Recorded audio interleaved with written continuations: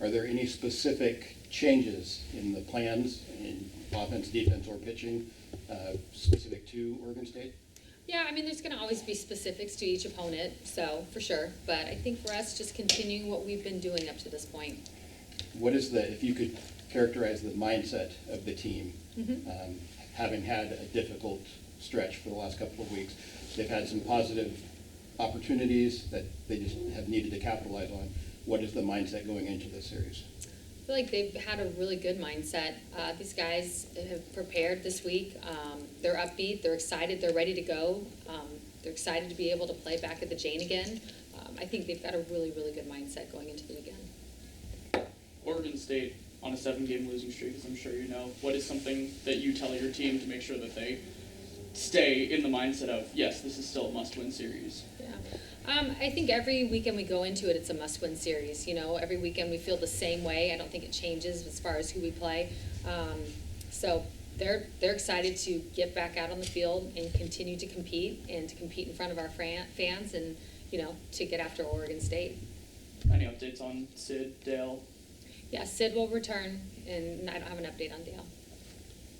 You look at the Pac-12 as a whole, and even though both you and Oregon State really have had a little more of a downward slope towards the end of Pac-12 season, you guys are still ranked pretty high, as well as a lot of other teams. What does this mean for you guys, and is there any sort of message that you're sending to the team that even though we might be losing, we're losing to opponents that are still ranked in the top 25, and this is going to help us going into the postseason? Yeah, I mean, exactly that message right there, you know, is to see the big picture. I think sometimes going from game to game and seeing that we're not getting what we want, you know, you can start to get really caught up in that. And I think it's for them to continue to see the big picture, our body of work, what we've done up to this point, and just understanding that it's about us finishing strong in the pack.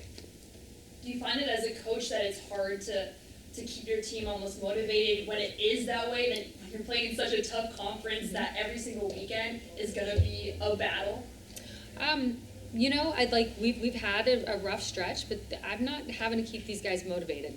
These guys are fighters. They want to win. They love playing for each other. It's about getting back out on the field and continuing to compete. I think they really understand that what we're dealing with right now and what it's going to do for us later. So I think this group has an idea of obviously what's in front of us, but then also big picture that goes along with it as well. There have been 4 deaths in the past 30 days in NCAA student athletes. Have you had a conversation with your team about that, or have any players kind of brought that to your attention? Yeah, no, we all are mourning the loss of each of these individual athletes. You know, it's heartbreaking.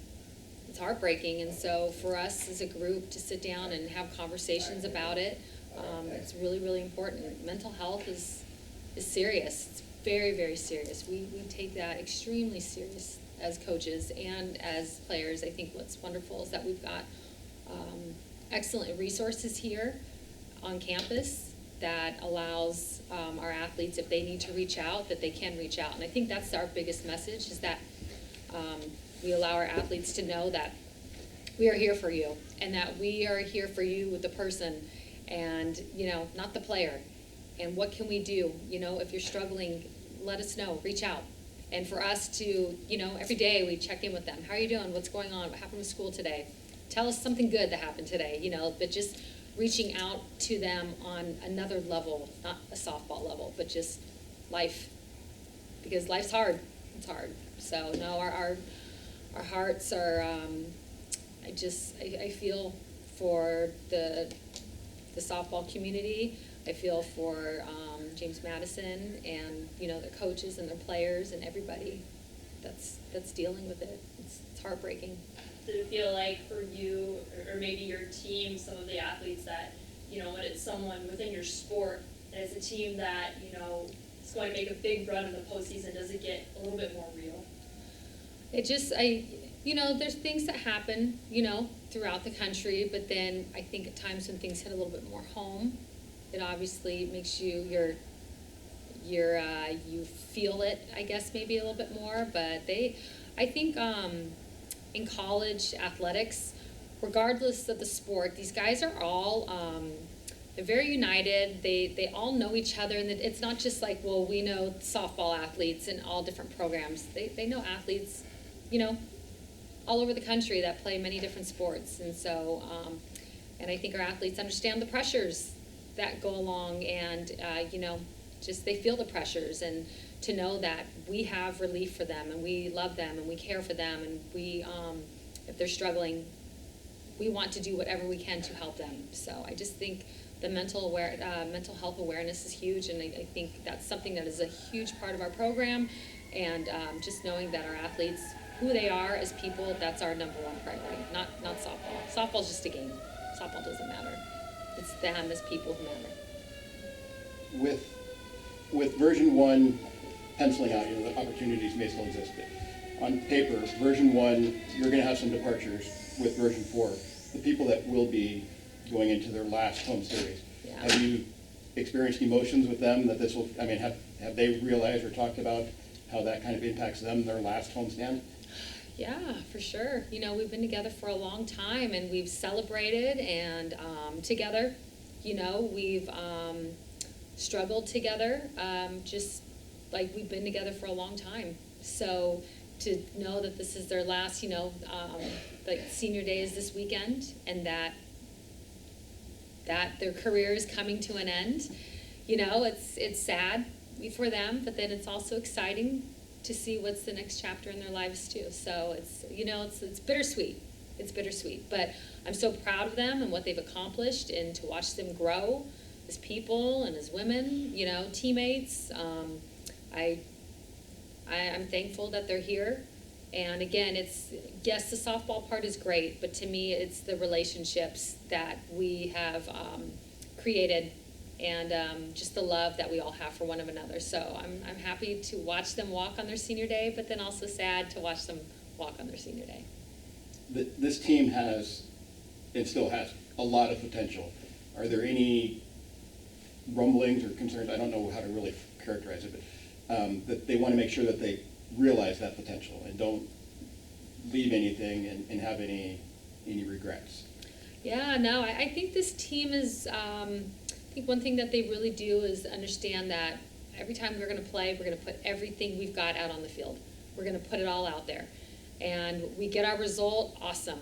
But, you know, in sports are funny, because you could do every single thing, you can leave it all out there and still might not get the result, you know, that ending result that you want. But I think what's more important is, did they trust in the process? Did they believe in themselves? Did they believe in their teammates? Did they just lay it all out there? And if you did, I think sometimes it's all you can do. You know that you gave everything you've got, then that's good enough.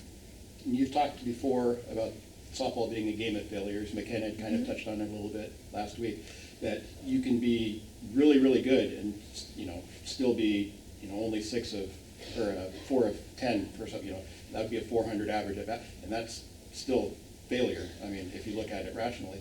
Are there any moments where the team feels like they might have been successful but didn't really reach the success that they'd wanted? For sure. I think everybody has to do that. You know, the wins and losses, I don't think tell the whole story.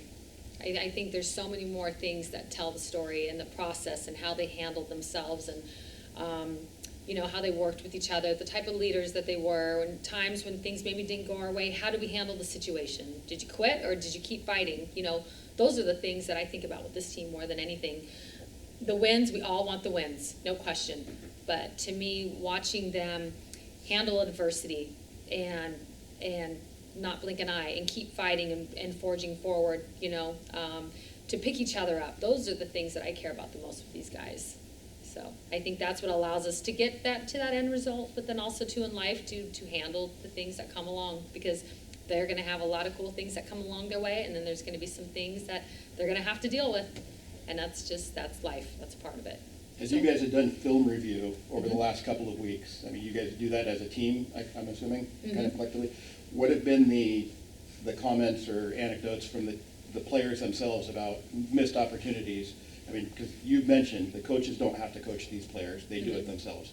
So what have those moments kind of been like, if you could shed some insight on that? Yeah, no, I think, I mean, not just getting so deep into game planning, because I think that's just something that we do, you know, privately, but just understanding that when we have opportunities, you know, like seeing our plan, if we're at the plate, seeing our plan, and when that plan shows up, it's executing it. It's executing it. You know, it's hitting the ball hard versus maybe just missing it.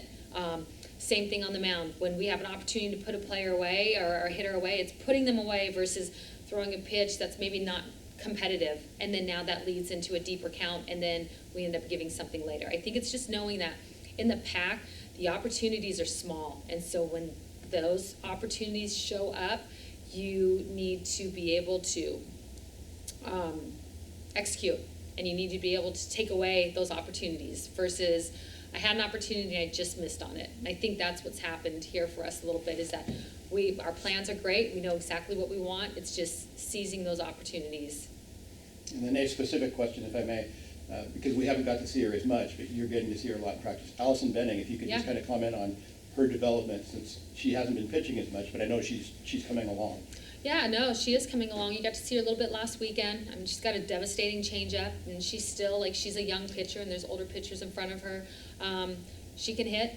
You know, she's been a pinch hitter for us and has done well in the pack. She's swinging the bat really well. I think what's kind of nice with her is that one swing can change the game. So I look at her at bats, you know, against Gabby Plain, you know, who's much older, and I mean, it's a, you know, who played in the Olympics and all that, and to see how she handled herself at the plate against a pitcher like that, I think Allison has a promising career.